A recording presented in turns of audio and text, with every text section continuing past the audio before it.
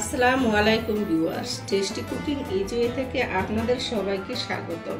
আবারও হাজির হয়ে গেলাম নতুন একটি রেসিপির সাথে নিয়ে। আজকে আমি আপনাদেরকে গরুর মাংস ভুনা রান্না করে দেখাবো। গরুর মাংস তো আমরা সবাই রান্না করি, কিন্তু আজকে আমি কিভাবে খুব সহজে ঘরোয়া মশলা দিয়ে সবচেয়ে বেশি স্বাদের গরুর মাংস ভুনা রান্না করা যায় সেই রেসিপিটি আপনাদের সাথে শেয়ার করব। চলুন তাহলে আর দেরি না করে রান্নার প্রসেসে চলে যাই। আমি এখানে কিছু মশলা নিয়েছি। মশলাগুলি হচ্ছে জিরা, ধনিয়া, লবঙ্গ, গোলমরিচ, জয়ত্রী, জয়ফল, বড় এলাচ, ছোট এলাচ। এগুলি আমি ভেজে প্রস্তুত করে নেব।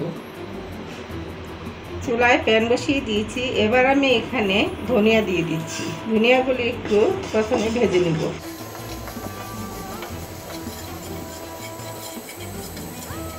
ধনিয়া 30 সেকেন্ড ভেজে নিয়েছি। এবার আমি জিরা দিয়ে দিচ্ছি। জিরাগুলি হালকা ভেজে নেব। দেখুন জিরাটা হালকা ভেজে নিয়েছি। এবার আমি ছোট এলাচ, বড় এলাচ, গোলমরিচ, লবঙ্গ দিয়ে দিয়েছি একসাথে, আর জয়ত্রী দিয়ে দিয়েছি। দেখুন মশলাগুলি ভাজা হয়ে গেছে। এবার আমি গুঁড়ো করে নিব। ভেজে নেওয়া মশলাগুলি আমি ব্লেন্ডারে ব্লেন্ড করে নিয়েছি। আপনারা নিশ্চয়ই লক্ষ্য করেছেন আমি জয়ফল বাদে সবগুলি মশলা ভেজে ব্লেন্ড করে নিয়েছি। এবার আমি এর মধ্যে জয়ফল দিয়ে ব্লেন্ড করে নেব। জয়ফলটা ভেজে নেওয়ার কোনো প্রয়োজন নেই। এবার ভালোভাবে ব্লেন্ড করে নেব। এখানে আমি 2.5 কেজি গরুর মাংস খুব ভালোভাবে ধুয়ে পরিষ্কার করে নিয়েছি।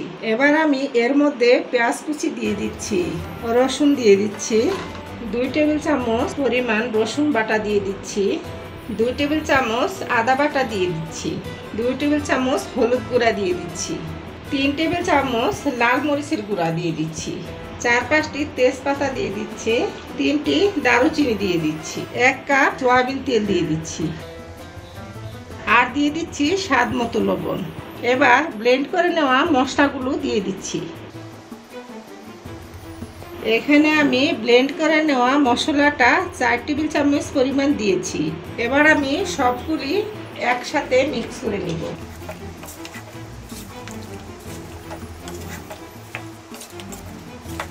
দেখুন খুব ভালোভাবে আমি মিক্স করে নিয়েছি। আপনারা হয়তো লক্ষ্য করেছেন আমি এখানে কোনো পানি ইউজ করি নাই। মাংস থেকে যে পানিটা উঠবে সেই পানি দিয়েই মাংসটা সিদ্ধ হয়ে যাবে। আমরা বাজার থেকে যে মাংস কিনে আনি সেই মাংসের মধ্যে পানি দেওয়ার প্রয়োজন হয়, কারণ ওই মাংসটা সিদ্ধ হতে অনেক সময় লাগে। কুরবানির মাংস টাটকা এবং সফট হওয়ার কারণে এখানে বাড়তি কোনো পানি দেওয়ার প্রয়োজন হয় না। মাংস থেকে উঠে আসা পানি দিয়েই মাংস সিদ্ধ হয়ে যায়, তাই আর পানি দেওয়ার প্রয়োজন নেই। এবার ঢেকে দিচ্ছি। চুলা রাসটাকে মিডিয়াম ফ্লেমে রেখে 1 ঘন্টার জন্য আমি রান্না হতে দিব, আর মাঝে মাঝে নেড়ে দিব। দেখুন আমি 1 ঘন্টা রান্না করে নিয়েছি, মাঝে মাঝে নেড়ে দিয়েছিলাম। এবার আমি উপর থেকে জিরা গুঁড়ো দিয়ে দিব।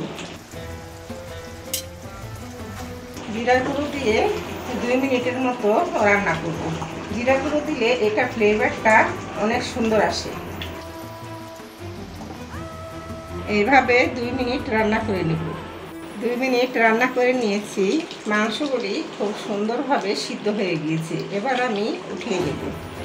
রান্না হয়ে গেল সবচাইতে বেশি স্বাদের গরুর মাংস ভুনা। আহ কি সুন্দর একটা ফ্লেভার বের হয়েছে। আমার তো এখনই খেতে ইচ্ছে হচ্ছে। আমার বাসার সবাই অধীর আগ্রহে অপেক্ষা করছে কখন খাবে। এভাবে গরুর মাংস ভুনা রান্না করে খেলে এর স্বাদ মুখে লেগেই থাকবে।